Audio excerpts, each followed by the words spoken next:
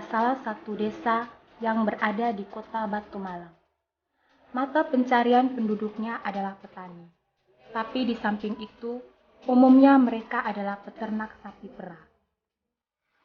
Aktivitas yang dilakukan masyarakat pada pagi hari adalah memerah susu. Susu yang sudah diperah akan ditampung di tempat ini dan sebelum dipasarkan, susu-susu tersebut akan disterilkan terlebih dahulu. Sekarang kita akan melihat bagaimana cara perawatan dan pemerahan susu sapi.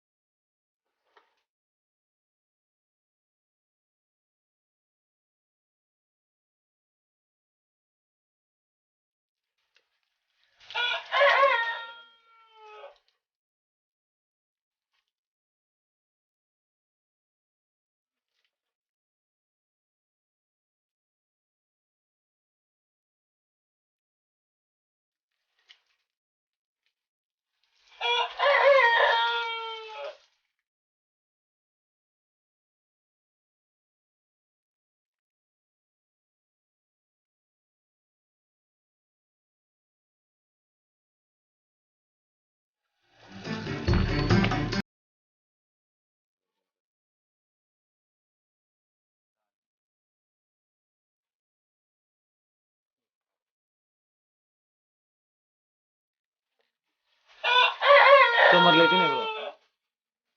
Dikit ini. Biasanya ekornya.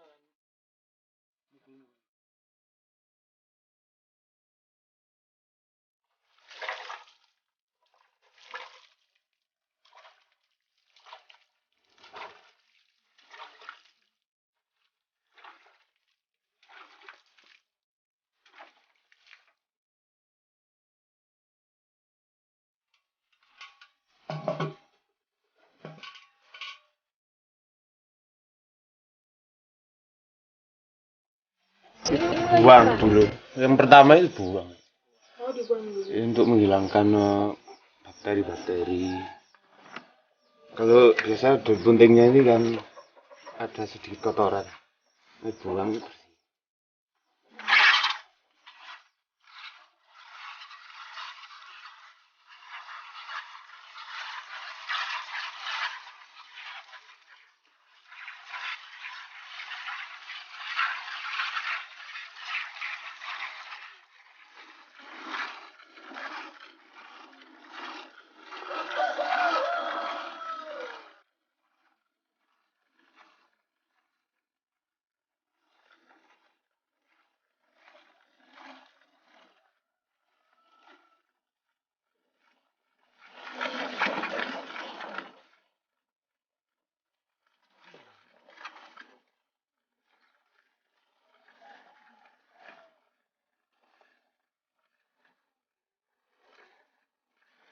Rasanya sampai kelihatan yang bersih.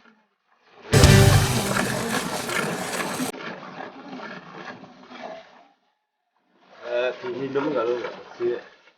Iya.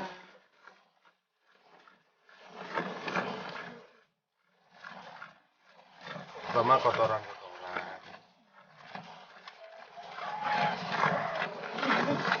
Kan di KUD itu ada kadar lemak dan biji berat jenis ini. Jadi semuanya mempengaruhi harga. Iya. Dan kalau memang ada bakterinya, itu nanti akan dan lemak bijinya itu akan kena.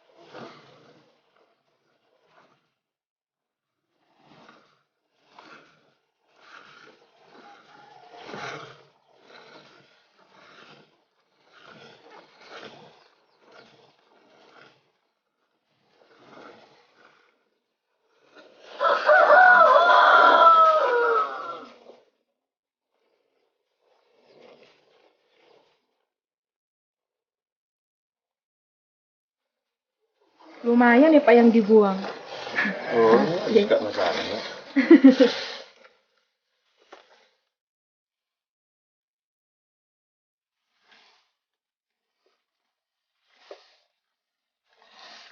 Kalau ini nama sapinya apa Pak? Sapi dari sini. Kalau warga sini namanya sapi londo. Sapi londo. Oh.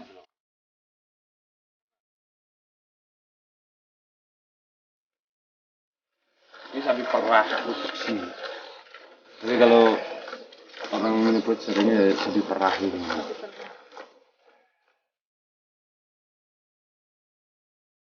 Kemarin yang jantan saya keluarkan. Besar-besar banget. Harganya sih 16 per ekor.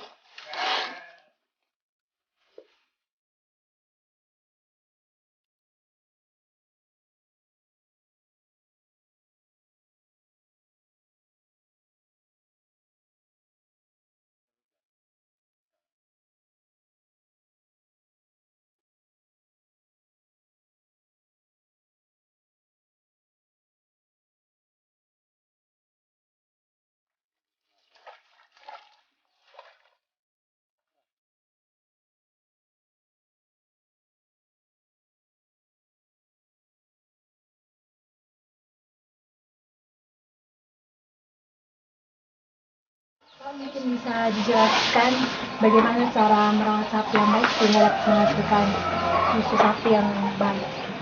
Mengenai perawatan sapi yang bagus, pertama adalah mencari bibit. Pertama adalah cari bibit, kemudian kaki-kakinya yang bagus. Nah, kan sapi bukan cuma sementara, masa depannya kan panjang. Kemudian masalah bibit, yang kedua yang masalah pakan harus dipenuhi. Kemudian minum seperti comboran itu yang mengandung karbohidrat, lemak, kan macam-macam untuk memenuhi kebutuhan gizi sapi. Itu nanti hasilnya akan pengaruh pada susu. Iya. Terus itu makanannya itu dari rumput apa gimana? Iya, hijau-hijauan. Jenisnya. Hijau-hijauan. Di sini kan kebanyakan rumput gajah. Rumput gajah. Iya, tapi kalau kadang itu ya saya carikan tambahan-tambahan seperti rumput di ladang, rumput yang pendek-pendek untuk menambah gizi. Terus kandangnya Pak gimana? Bersihinnya tiap pagi, sore? Ya pagi sore, kemudian nyuci ini mau meres, tapi dicuci dulu. Iya. Nanti tujuannya itu supaya waktu meres tidak ada kotoran-kotoran yang masuk ke dalam milkan. Kemudian dimilkan tadi seperti tadi disaring, ya, disaring. Kemudian waktu meres usahakan ekornya ini diikat. Ekornya diikat. Iya, supaya tidak gini ya.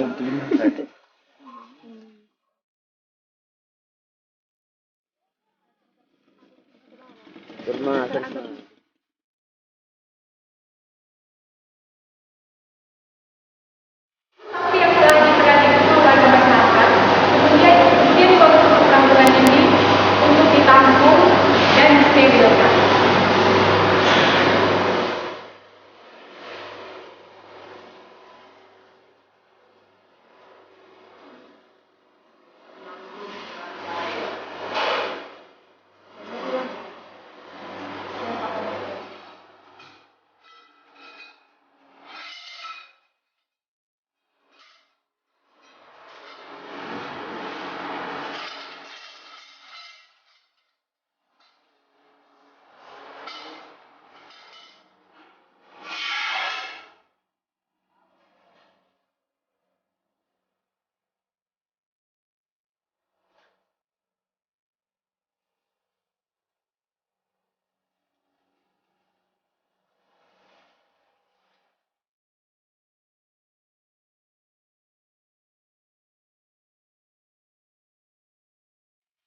Sekarang kita berada di Bapak Sukaran, yaitu salah seorang dari pemilik susu sapi perahan di desa Kedengar. Kalau saya sendiri terus dari kaki, mulai dari kaki kemudian bentuk kepala, kemudian badan. Nah, semuanya itu nanti pengaruh pada produksi. Nah, pakan ini juga mempengaruhi, kan ada sapi biasanya rakus tapi enggak produksi, enggak banyak. Nah, kemudian di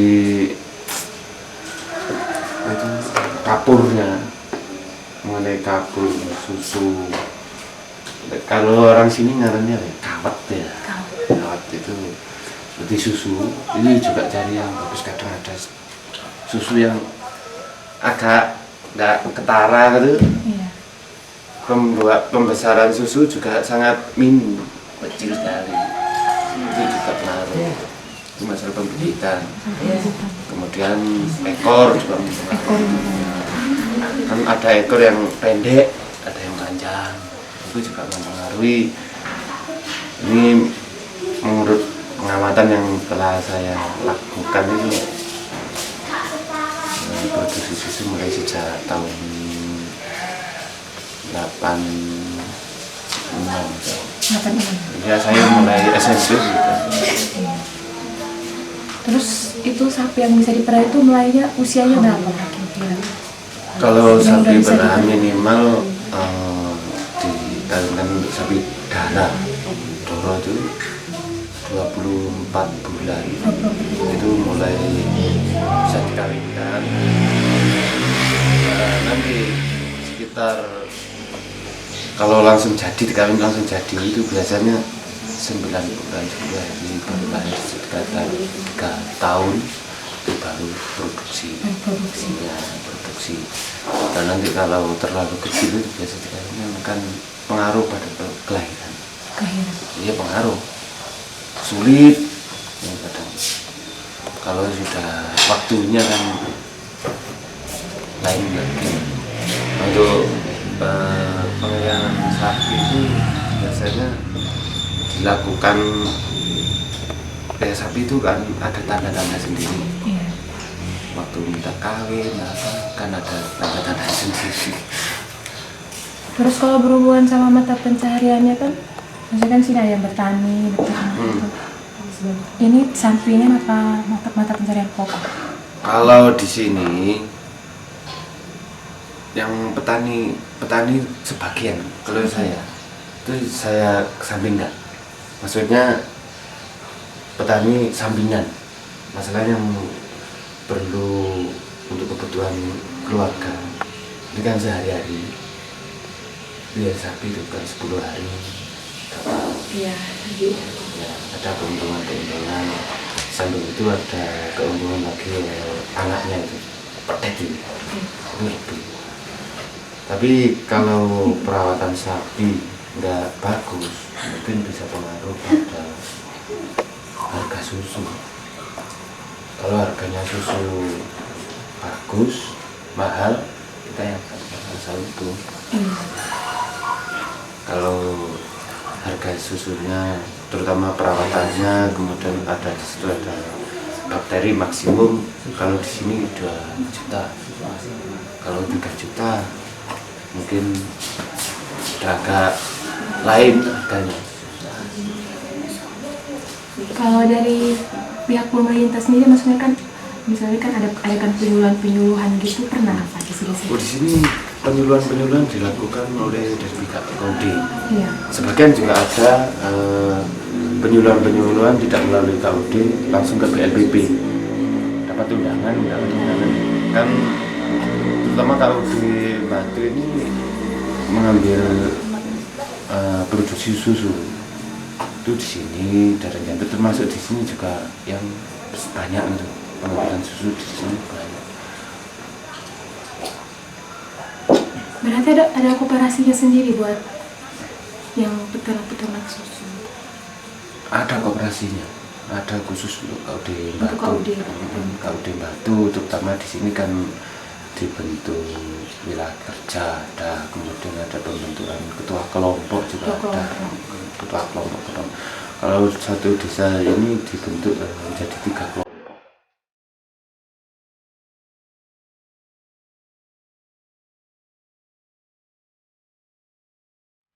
Selain susunya bermanfaat bagi banyak orang, ternyata kotorannya pun dapat dimanfaatkan sebagai sumber energi baru untuk kebutuhan berumah tangga di desa ini.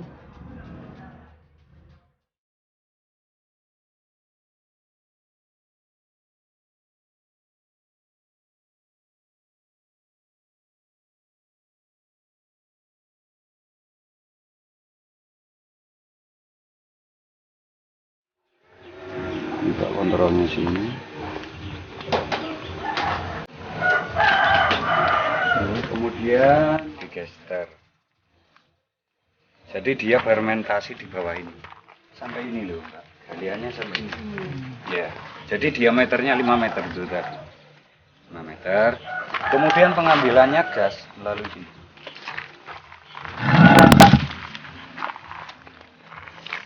Kita ambil gas di atas digesternya ini kita. Ambil gasnya melalui ini. Kita salurkan ke rumah-rumah seperti ini.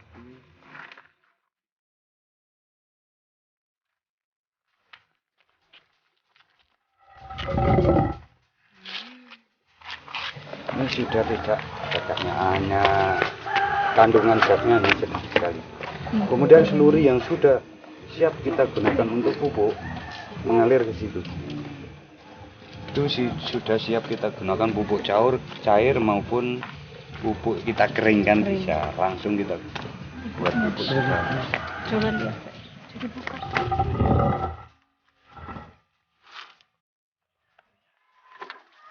Jadi kalau gas tidak kita gunakan malam hari, dia akan menekan limbah, dia masuk ke sini ke bak luapan. Kalau sini bak luapan ini sudah penuh, dia akan mengalir ke bak seluri. Dari bak seluri ini kita pasang pipa lagi, kita alirkan ke kebun. Jadi tidak usah kita pikul, tidak usah kita repot. Dia akan mengalir sendiri karena tertekan oleh gas yang ada di sana. Dia akan mengalir sampai ke kebun. Bisa kita alirkan ke jarak jauh sana. Jadi kita ambil dari bawah bambu sana. Digesternya ada di sana juga.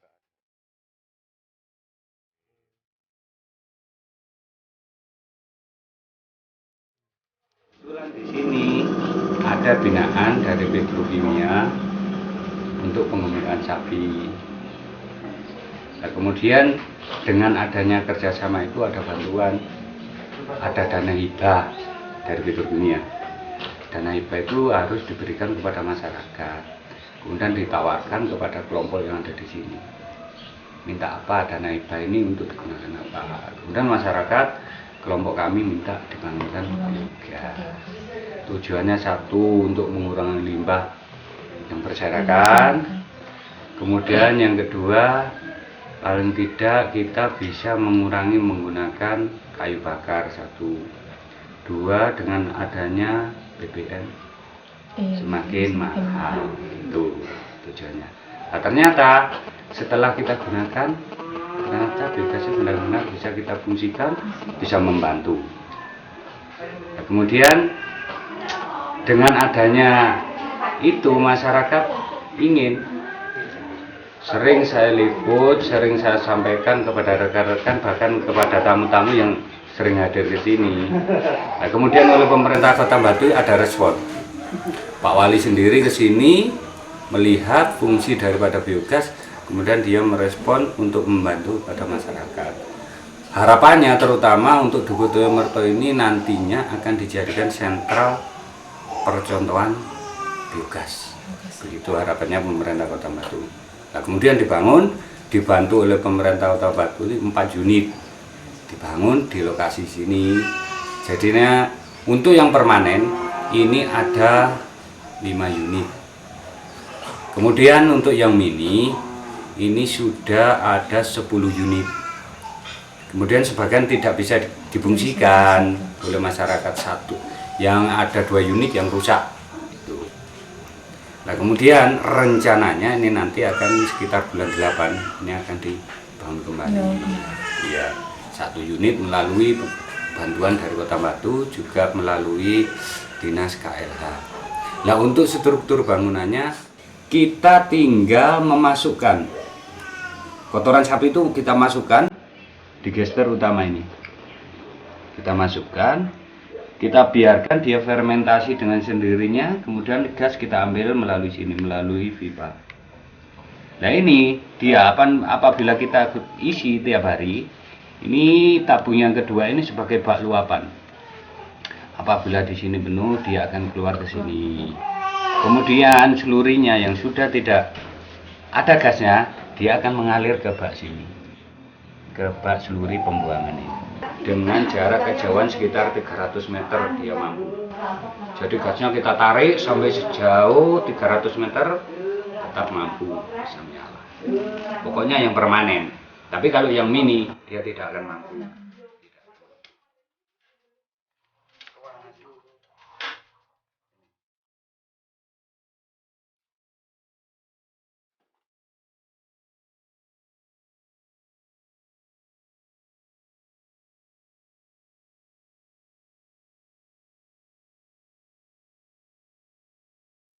Ini digunakan 6 rumah.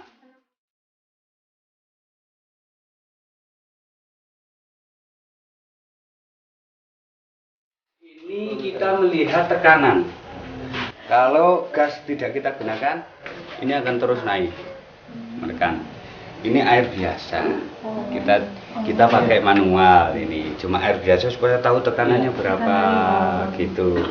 Ini air biasa. Umpama tidak kita gunakan seperti ini, mau kita gunakan kalau nanti emas atau mbak membuat biogas, ya gunakan yang lebih canggih, ada ukurannya gitu. Kalau ini manual, kita air biasa ini, air biasa. Jadi supaya tahu tekanannya berapa.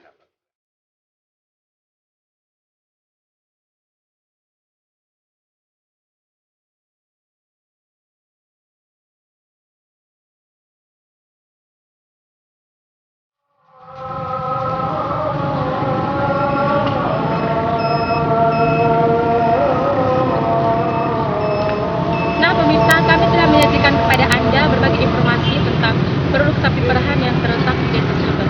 Tak terasa pemirsa, ternyata perjalanan saya harian ini